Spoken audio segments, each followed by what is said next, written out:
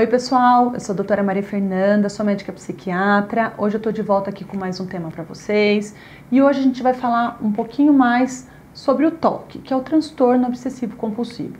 Para quem não acompanhou, a gente tem um vídeo aqui no nosso canal falando um pouquinho sobre os sinais e sintomas mais comuns do TOC.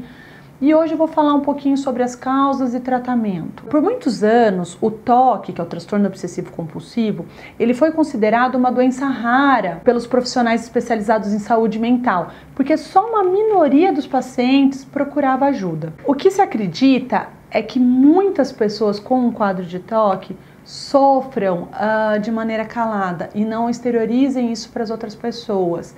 Eles tentam muitas vezes esconder os pensamentos ou eles se envergonham dos sintomas que eles apresentam e aí eles não procuram ajuda e por isso os profissionais de saúde mental acabaram subestimando o número de pacientes com essa doença. Estima-se que se leva mais ou menos em média em torno de 8 anos entre o primeiro sintoma de TOC que o paciente apresentou e a primeira vez que ele foi diagnosticado por algum profissional da área da saúde. Então é um tempo muito longo do primeiro sintoma até o diagnóstico, o que contribui para o sofrimento da pessoa. As pesquisas recentes mostram que o transtorno afeta cerca de 2% da população em geral, o que significa que o TOC é mais comum que a esquizofrenia e outras doenças mentais graves. Ele atinge uma em a cada 40 a 50 pessoas. Ele é considerado uma doença mental grave pela Organização Mundial da Saúde. Ele está entre as 10 maiores causas de incapacitação, ou seja, que não deixam a pessoa apta ao trabalho. Ele é geralmente crônico e, se não tratado, os sintomas vão permanecer o resto da vida. Na verdade, os sintomas raramente desaparecem por completo. O mais comum é que eles apresentem flutuações ao longo da vida, com períodos em que eles estão aumentando e outros diminuindo de intensidade. O TOC, ele pode atingir pessoas de todos os grupos étnicos, homens, mulheres. Ele pode, inclusive, se manifestar na infância, na idade de 9 a 11 anos de idade, e ele vai acometer principalmente os adultos jovens na faixa etária de 30 anos, e aí ele podendo durar a vida toda. Mas o pico de maior incidência é em torno dos 20 anos de idade. Em relação à causa do TOC, o que se sabe hoje em dia é que ele tem uma base neurobiológica. Então, como a maioria dos transtornos psiquiátricos, o TOC ele tem uma causa multifatorial. São vários fatores envolvidos. Antigamente, o pessoal achava que o TOC era por conta de comportamentos aprendidos na infância. Ele desenvolveu TOC porque o pai era muito rígido, fazia ele cumprir as regras muito corretamente, a mãe que era viciada em limpeza.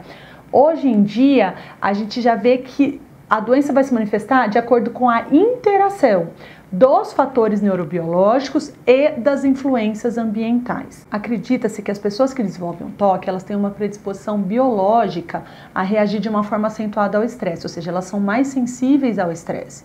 Então, quando elas, diante do estresse, eles tendem a apresentar pensamentos intrusivos e desagradáveis que vão gerar mais ansiedade, mais estresse, que aí vai piorar os pensamentos e ele acaba desenvolvendo um círculo vicioso no qual ele não consegue sair sem ajuda. Algumas crianças e adolescentes também podem apresentar sintomas do TOC depois de uma infecção por uma bactéria chamada streptococo, ou então por algum trauma ou uma lesão cerebral. Os pais muitas vezes se culpam ou querem saber o que eles fizeram de errado porque a criança desenvolveu o transtorno obsessivo compulsivo, mas a culpa não é deles. Isso tem a ver com a base neurobiológica e todos os fatores que vão estar interferindo. Os tratamentos mais frequentemente utilizados para o TOC envolvem as medicações e a terapia. As medicações utilizadas são os antidepressivos, que eles vão inibir a recaptação de serotonina para reduzir o nível de ansiedade e eles, além de eles terem uma ação que a gente fala de antiobsessiva, eles ajudam no controle dos pensamentos obsessivos. É muito comum que para o tratamento do TOC a gente necessite usar doses maiores do que as doses utilizadas na depressão e a resposta à medicação no TOC geralmente é mais lenta. O paciente pode levar até 12 semanas para ter resposta à medicação, ou seja, até 3 meses para começar a responder à ação daquele medicamento. Felizmente, foi desenvolvido um tipo de terapia, que é a terapia cognitiva comportamental. E essa terapia consegue melhorar em mais de 80% a qualidade de vida do paciente e, em muitos casos, ela consegue eliminar os sintomas. Então, a associação dessas duas modalidades de intervenção vai ser a forma mais eficaz de tratamento. A terapia cognitivo-comportamental, ela atua através do que a gente fala da exposição e prevenção de resposta. Então, o que é isso? Nessa abordagem, o paciente vai ser exposto ao objeto ou à ideia que é temida, tanto diretamente quanto pela imaginação, todo acompanhado do terapeuta dele. E aí ele vai ser encorajado a não praticar os rituais. Então, por exemplo, se a pessoa lava as mãos compulsivamente, ela vai ser estimulada a relar naquele cano do ônibus que ela não gosta ou que ela passa mal e a não lavar a mão ou não passar o álcool gel depois, logicamente com a ajuda do terapeuta. Assim, ela vai se dessensibilizando, ela vai se habituando e a ansiedade que era gerada quando ela não cumpria com o ritual, vai diminuindo até que ela remita por completo. A terapia cognitivo-comportamental, ela também utiliza uma técnica para corrigir as crenças e os pensamentos distorcidos que existem no toque. Então, eles fazem o que a gente fala de uma reestruturação cognitiva.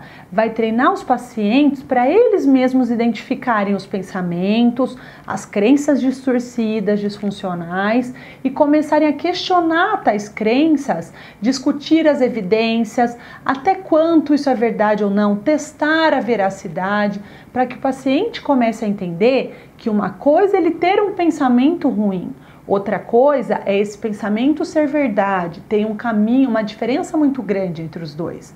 Já no toque, o paciente ele já acha que o pensamento dele é verdadeiro. Então a terapia ela acaba ajudando por esse lado. Bom, eu espero que eu tenha ajudado vocês. Aqui eu falei um pouquinho mais sobre o toque. Se vocês tiverem mais dúvidas, coloquem aqui que eu vou ter o maior prazer em responder para vocês. Semana que vem a gente está de volta com um novo vídeo. Um beijo, até lá!